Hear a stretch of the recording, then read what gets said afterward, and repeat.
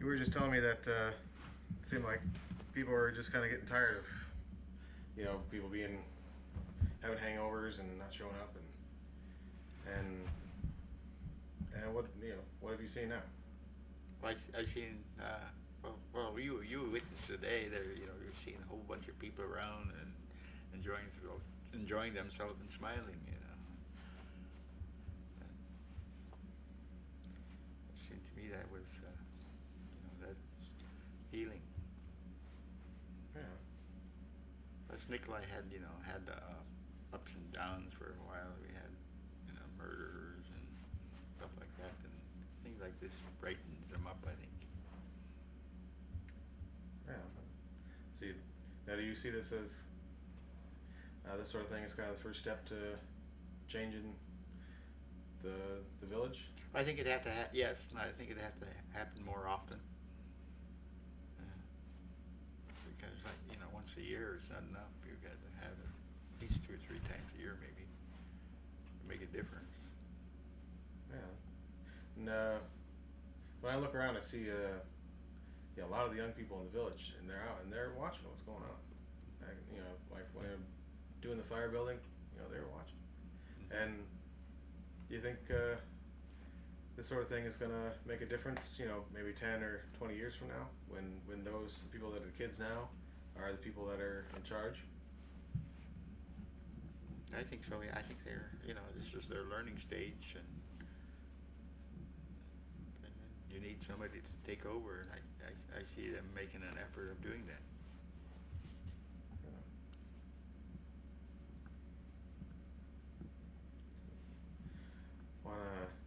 On a different note, do you know anything about the history of Nikolai? Not so much. I've been here. I lived here for 8 years only, so. Yeah. And I lived in McGrath and other places. I'm asking everybody that. Just that's the best way I've found to find out what people know. And let's see. That's about that. I think that is just about everything. Would you like to share what your personal experience with alcohol has been, and what it was like for you? Yeah, I was. Well, I never really started drinking until I was about 21, and then I got in the army, and it wasn't so bad at first. It was a lot of fun. Then as time went on, I started drinking quite heavily, but then something made me want to quit about 15 years ago. And I went for help, but that I didn't do anything with the help. There was no help available then, I guess. But one day, and my son was going to be born. It's my first son from Moline. Yeah, I decided to quit, and then I just quit.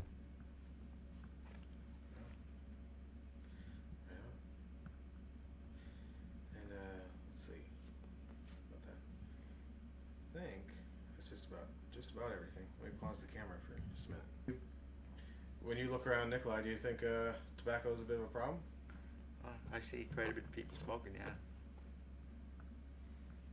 And one thing I've noticed is that the city building, and it seems like a lot of the places in the village don't allow smoking inside anymore. Is that something that's been a pretty recent change? Yeah, it was pretty recent. I think it changed right after the public law went in about smoking in public places. Yeah, did Nikolai pass a law like that? No, I don't think they passed a law. So just laws elsewhere it kind of inspired that? Yeah. Yeah. And then people start thinking about the old people and people with respiratory disease, and that's what I think. Yeah. And do you think? What do you think about the influence that elders have? And most of the people I've talked to that have been smoking in the past, it seems to be kind of their family that winds up getting them started. Do you think that elders and leaders in the community can have a big influence on the younger people as far as tobacco?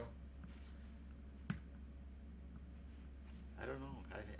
It's hard to say because I see lots of elders smoking. Smoking for years and hard to quit, I guess, but hard to say. Right on.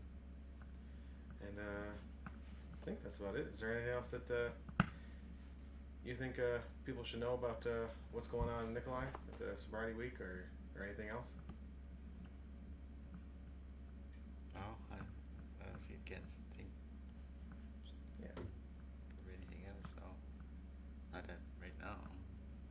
That's cool. I just always ask that question in case Mm-hmm. people have something that they really wanted to get out and I didn't wind up asking them. Yeah, we're kind of tired now. been doing a lot the last few days, so hard to think. Right on. Cool. Well, thanks so much.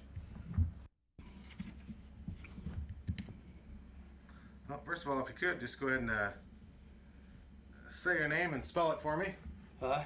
Go ahead and say your name out loud for me so I make sure I get that right. Oh, my name you said? Yeah. Uh, Yeah. Yeah, my name is Nick Dennis, Nikolai resident all my life. I born and raised here in Nikolai.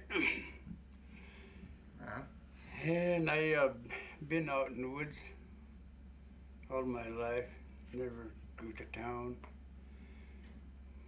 And oh, go ahead. I was gonna just ask you to tell me about those snowshoes that you made, and what. Oh, first of all, how do you make something like that? Well, that's kind of hard for me because my dad never used to make us snowshoes. But I try. I look at the elders, the old people before they died, and I just copied them. I tried to. It took me years to do it, about 2-3 years maybe. And I couldn't make a good pair like I seen the old people have.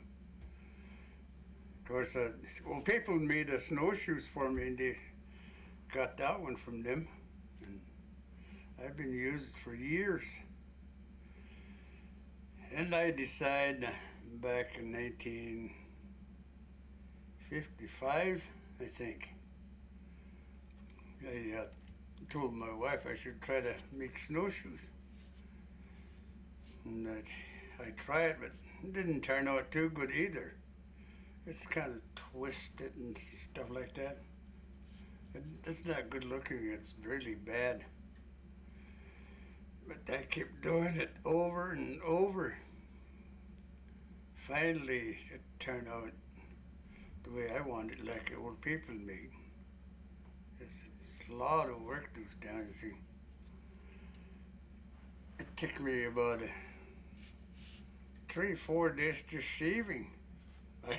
I don't know how, but I work on it, and I work on it a little bit and take it out and leave it out in the snow. And a couple of days later, I bring it back in again, and I do that. Finally, I bend it, but this part in the front, that's where I have problem. I don't know how. I wrap it, and when I start to turn it like that, it keeps slipping apart with me. And finally I got an idea. So I got a little nail, and I drew a nail right there in the center. And I bend it over, and I wrap it again. It stays this time. And that's how I done a tough way I learn. I should make a frame right here, some kind of form, but I didn't.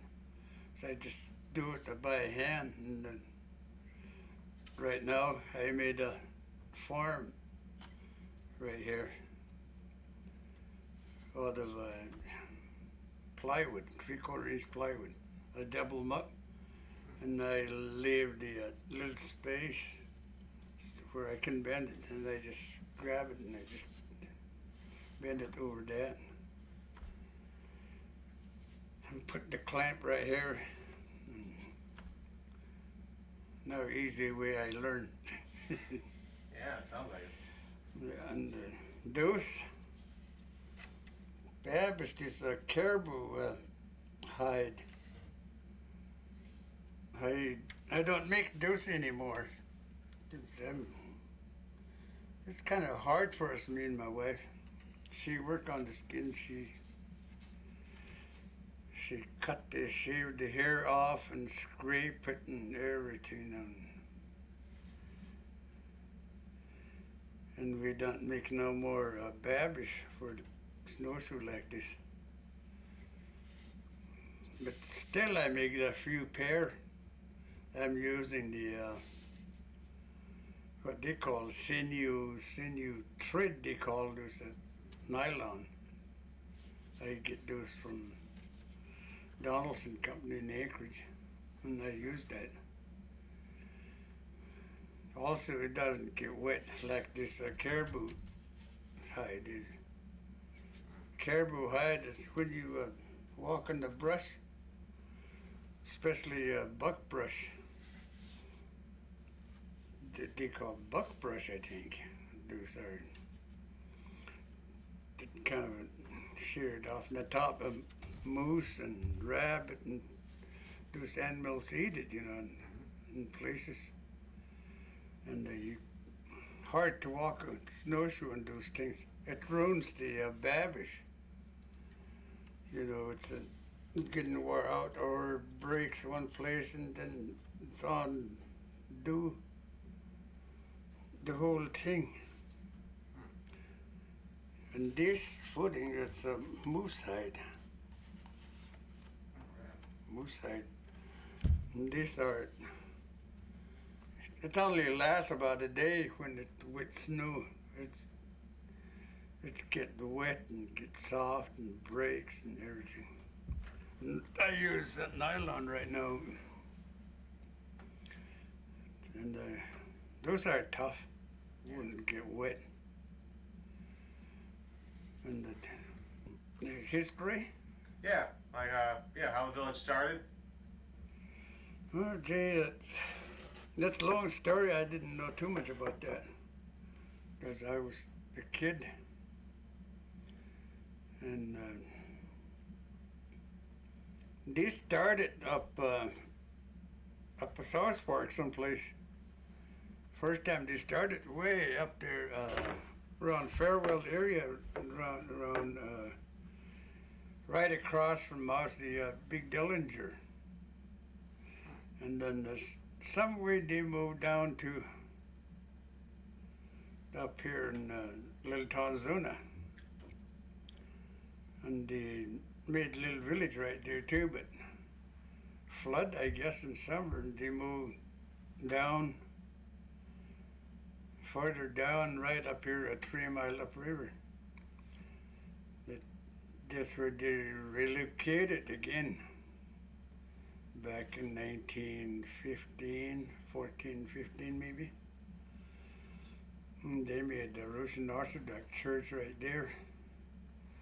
Also flood got in that one, 3 feet inside the church, they said. So they relocated this one in 1920 maybe. And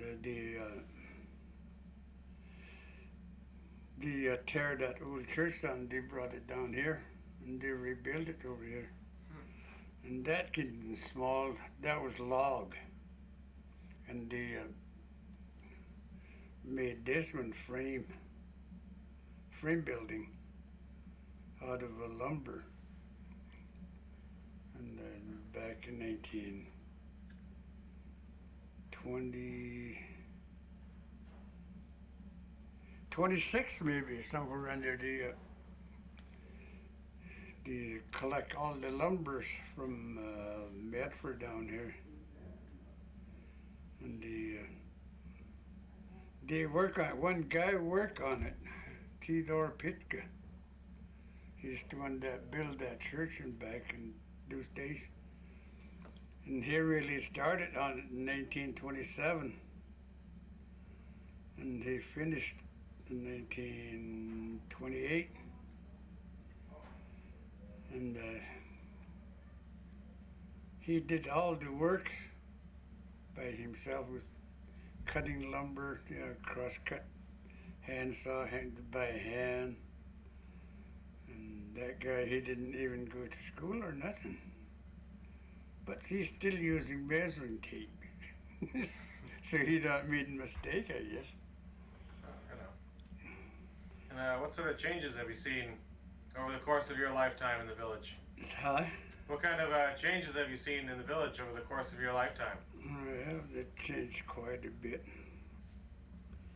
It's not like it used to be when I was a kid. When I was a kid, everything just so quiet.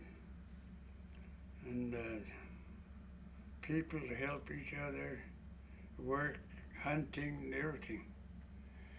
Right now, it's a lot different. Those young guys, they can't help old people for nothing. They have got to have money first. In my young days, I did it my way. I just help elders cut wood, go out and cut wood for them, and go hunting for spruce chicken like that. I just give to them. Never think about the money, nothing. That's how, maybe that's how I never think about money. I don't know. Well, I don't know nothing about the money anyway these days. But when I started, go with my dad back in 1935, my dad told me. I was just a little tiny guy, But he took me out in the woods, hunting time and fishing and everything. I don't know why he did that to me. Everywhere he'd go, he'd take me along. I was a little guy. I don't help him, nothing. He taught me lots. That's one thing. And I watched him work on something, sled or something. I watched him, and I tried to do it, and he just let me go.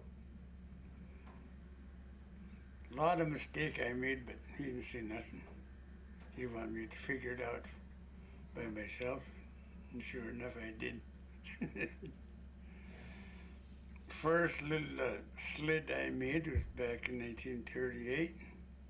I was about 10 years old. I was born 28, 10.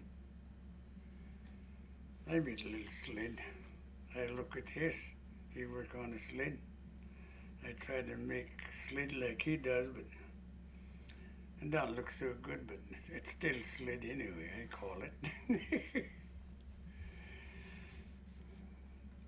There used to be lots of games those years, old days. They used to get cowboy right around here too. Or all disappeared. Nothing, I don't know. Moose and everything. It's just completely declined, nothing.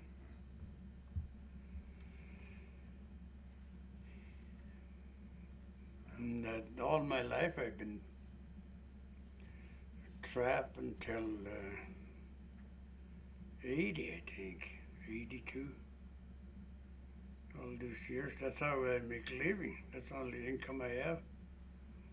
In summertime, I go firefighting with the BLM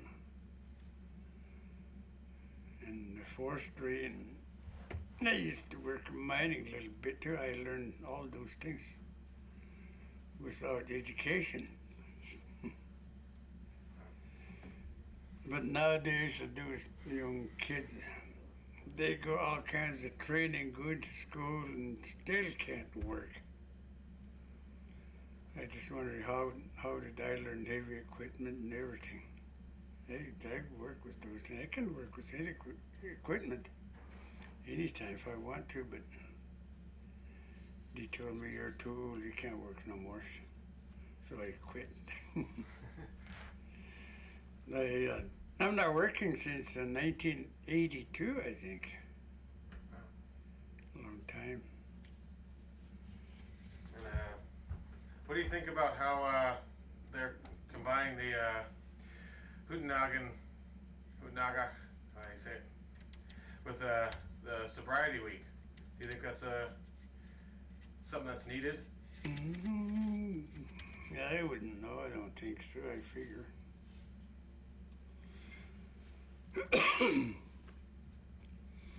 If they will enough know what they're doing, then it might be okay, but I don't know.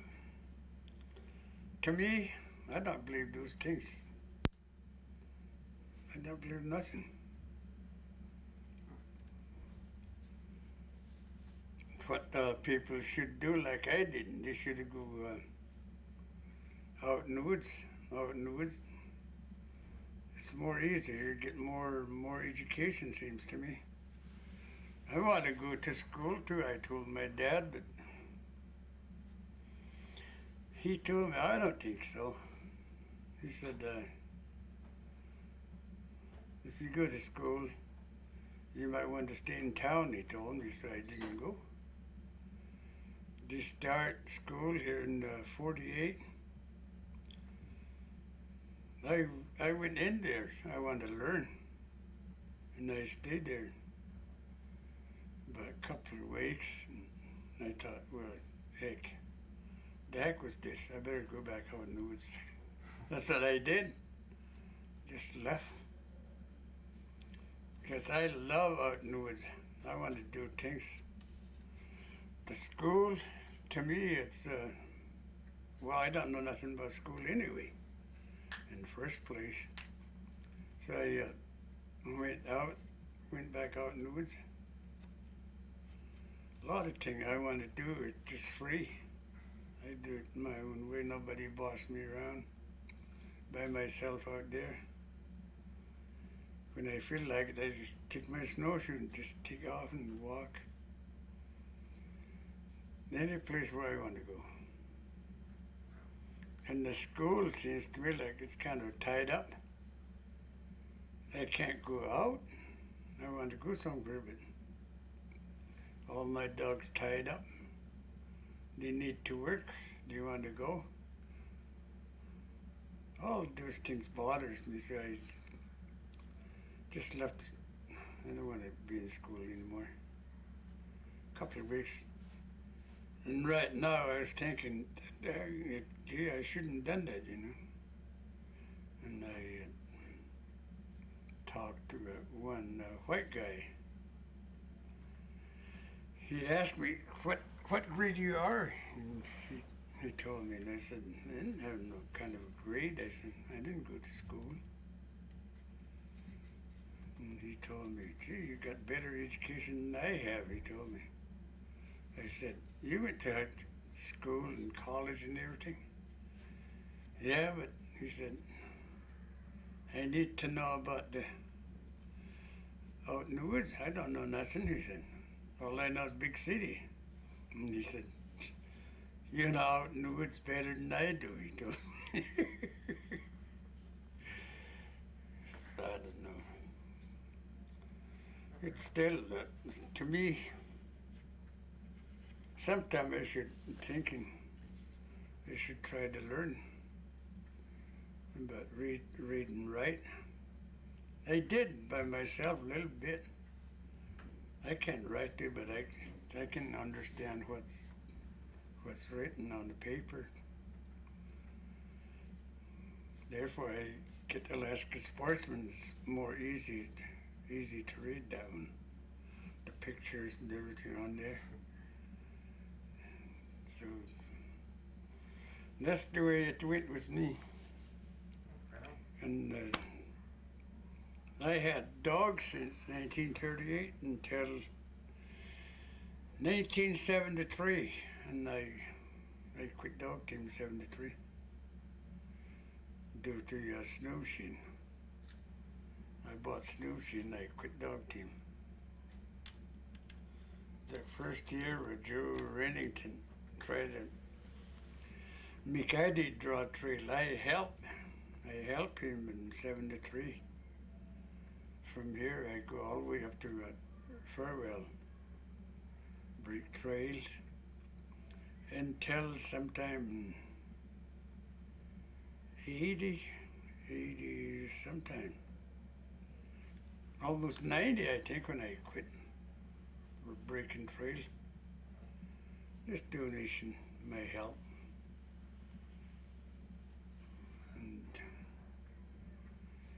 And I was a registered guide too. And somehow I passed that test. I thought I wouldn't, but I did. And I guide for 14 years. This side really passed. And I gave that up too. I don't want to do it no more. Too much work.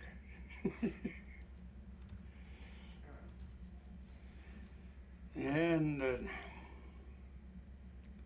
right now, the village really changed. People change, everything. I'm the only person that on this village seems to me like, cause there's those others. They all came from different village. Talida, Slough Fork, McGrath, Nixon, and down Vinnicelli, all over. I'm the only one person that born and raised here. They raised their kids here, but they're all from different villages. That's the way it went. Well, I think that'll do it. That was lots of very helpful stuff. I'm glad I got the chance to interview you. Yeah.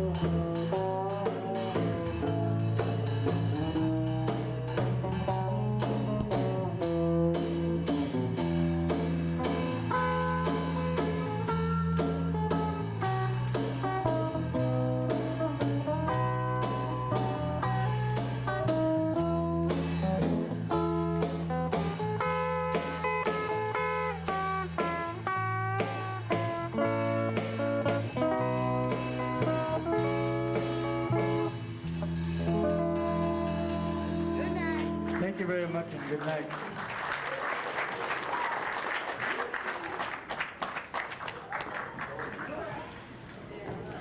Before everybody goes, I'd like to thank the people of Nikolai and especially the people that organized this event, Agnes and Winchell and Ann. Let's give them a big hand.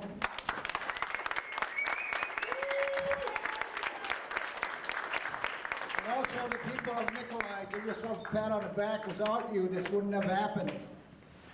And especially the people from Nundalton. You know, you guys are always welcome here, and we invite you again, or bring yourselves over, or something. Thanks. We're going to do a little cleanup. We're going to put away the chairs and pick up all the trash. And we're trying to get most of it clean tonight. Thank you. Thank you. Thanks for having us.